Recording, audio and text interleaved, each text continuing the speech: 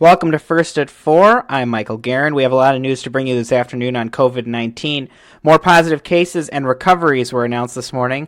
South Dakota gained 7 new positive coronavirus cases for a total of 108. That's up from Monday's 101.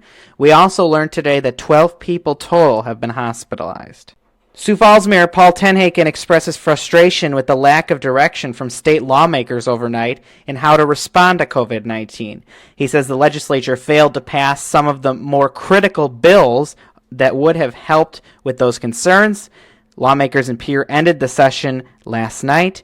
The mayor also shut down parks in the city. Developing this afternoon, a retirement community in eastern Sioux Falls announced 2 residents have tested positive for COVID-19. Avera Prince of Peace says it's taking all precautions to stop the spread of the virus.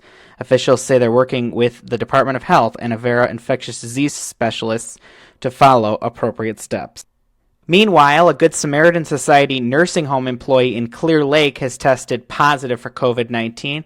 KELOLAND News confirmed this with Sanford Health, which merged with Good Samaritan Society in January. A spokesperson for Sanford says they are working closely with state and federal officials and will continue to follow health guidelines. The families of those residents at the Clear Lake Nursing Home have been notified. There is a lot of information here, so in a KELOLAND.com original report, we have put together a list and a map of all the patchwork regulations across the state.